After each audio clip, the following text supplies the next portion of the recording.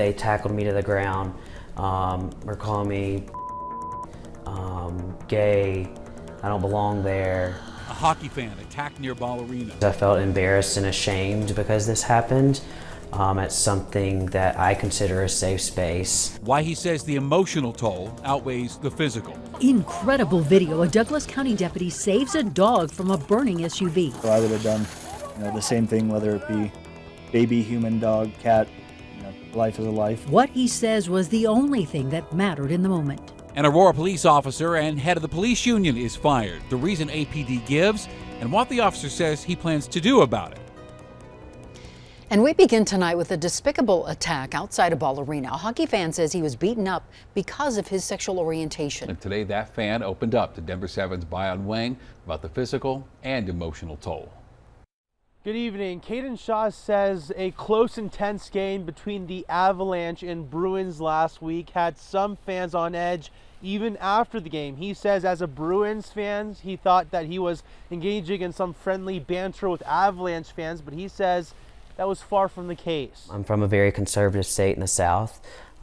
That's where I would think that these things would happen. That's why I left there. And that's why Caden Shaw says he's still in shock at what happened after attending the Bruins Avalanche game last week at Ball Arena. There was a hit in the game on ice that caused, a ruckus in the crowd. Face of Nathan McKinnon, and he is down. People were fired up and liquored up, and was walking out. Shaw says it was during this time when 3 Avalanche fans approached him outside of the Brooklands at Ball Arena Sports Bar. At first, it was more of a hockey banter type of thing from them, oh, you lost. What do you think about that hit? Then, Shaw says the exchange was no longer about hockey. He says he was then targeted for his sexual orientation. It turned to aggressive homophobic slurs. He was probably this close, and at this point it was the homophobic verbiage of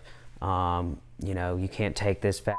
Shaw says he nudged the man out of fear to create space between them. From there they tackled me to the ground, were calling me fat, gay. My head was in my arms and I was kind of in a ball while they were kicking me and punching me. Denver police confirmed their bias-motivated crime unit is investigating the matter. I've got some injuries to my knee, some bruises to my knee and elbow, and then I had a knot in the back of my head. But it's not the physical impacts that are still on Shaw's mind. It's something deeper he hasn't reflected on in years. It makes me think back to that younger kid whenever I didn't want to come out to fully be myself, and the reasons why you don't do that, and these or why you're scared to. Despite the attack, this diehard Bruin fan says it won't be his last time at Ball Arena. Sure, if the Bruins are there, I'll be there. The Denver Police Department has not confirmed whether they are viewing any video footage, but we know in a public space like this, there are plenty of surveillance cameras in the area. DPD does ask anyone who may have witnessed this incident to call their department.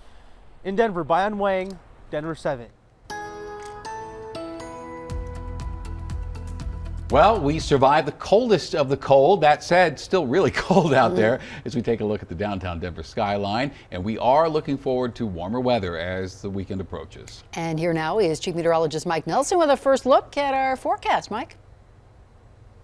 I tell you, we start out this morning bitter cold. Some of the readings in the mountains were 30 to 40 below zero, 21 below at Craig, and 20 below at Leadville, minus 11 in Denver. Right now, it's a cold one again, but not nearly as cold as last night. But the ingredients are there once again. Clear skies and fresh snow cover. And so that means a lot of the Earth's heat will escape quickly into space overnight. So we'll still drop to 0 or a little bit below here in the Denver area. Another very cold night. Not as chilly for Friday. Mild and dry Saturday. And you're really going to like the warm-up coming up in the 7-day. I'll have that for you in about 15 minutes. Great, thank you, Mike. Now, our coldest temps are behind us for now, but our chilly air could still mean some slick spots out on the roads tonight and in the morning. CDOT tells Denver 7 the crews will be out treating roads where ice is still a problem. Brighton police are turning to the public for help identifying the owner of this pickup truck. Investigators say the driver of that truck left a dog park after his greyhounds attacked and killed one dog, nearly killed the second. Denver 7's Sloan Dickey talked with dog owners, hoping the driver will do the right thing. It's a community gathering place for residents of all kinds in Brighton. Well, it's a great park to come to. It's got a lot of room for the dogs to run at. The Happy Tails Dog Park is usually a safe place for dogs to socialize. 99% of the time, all the dogs get along well. They have an incident every now and then when something will happen. But it was this park that's the center of a Brighton police investigation into a vicious dog attack in November. Police say 2 greyhounds attacked 2 Yorkies. One of the small dogs died. The other was seriously injured. The regulars at Happy Tails Dog Park say the incident is well known here. There was an incident where a gentleman had a couple greyhounds. Brighton police released 2 new photos of the greyhound owner's truck. It's a dark color, likely a Chevy Avalanche, with 2 kennels in the back.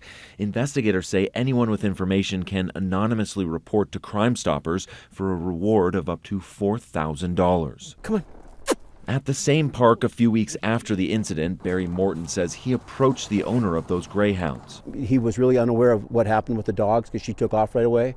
But he was devastated when I told him what exactly had happened and very hurt. His advice to the owner? He should, notify them that he's aware of what happened and give him a call and let him know that he's, willing to take responsibility for it. Take responsibility to keep dog parks like this one safe. They need to know what their dogs are capable of. Sloan Dickey, Denver 7. All right, this is incredible video. A Douglas County Sheriff's deputy rescues a dog from a burning SUV. Take a listen. Right here? Yeah. Oh, Hank, come on, man. Hank. Is it unlocked? Yeah. That was Deputy Michael Gregoric pulling the dog, Hank, from that burning vehicle. And he says in that moment, the only thing that mattered was getting Hank out and to safety. I just went in there and grabbed on, and his body had already kind of started to tense up. So I knew he was really in a bad way, and so my thought only at that point was he's coming out with me regardless of, whatever else might be happening. Crazy, isn't it? And if you're wondering how Hank is doing, Deputy Gregoric says Hank was playing just moments after he was rescued. Wow. More mask orders coming to an end in the Denver metro. The mask mandates in Broomfield City and County will come to an end at midnight tonight. Meanwhile, Jefferson County Board of Health said today it will allow its mask order to expire February 18th. And earlier this week, Denver City and County announced its indoor mask and proof of vaccination requirements will end tomorrow.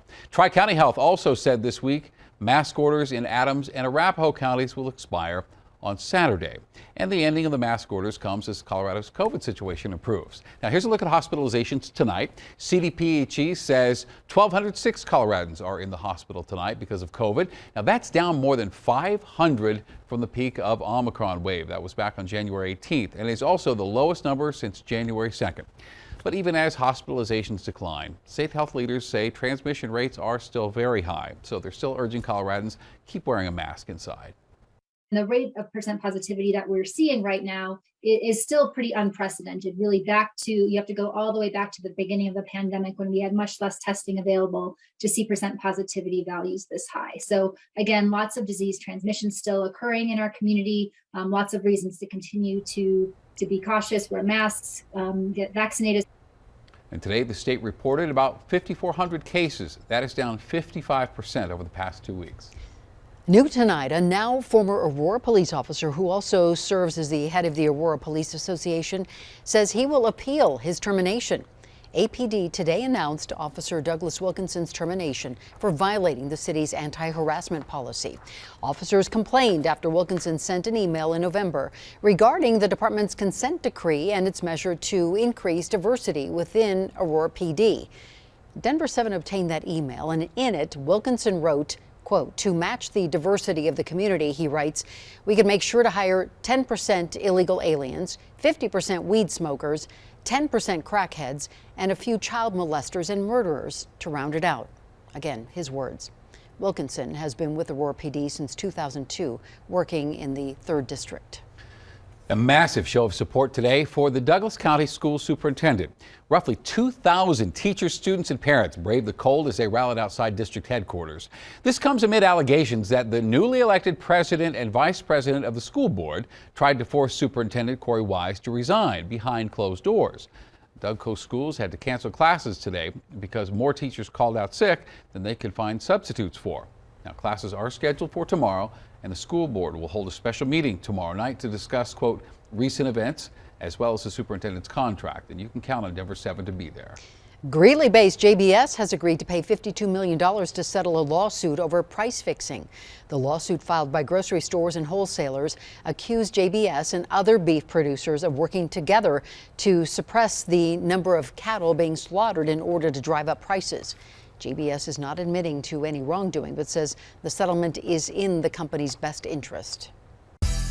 John Elway responds. The Broncos president breaks his silence after a coach accuses him of showing up to an interview after drinking. A special feeling in the air in Loveland. It's called love, L-O-V-E. After the break, we're introducing you to the special volunteers pouring their hearts into a treasured tradition. More negative feelings tonight, but we have a very nice weekend forecast.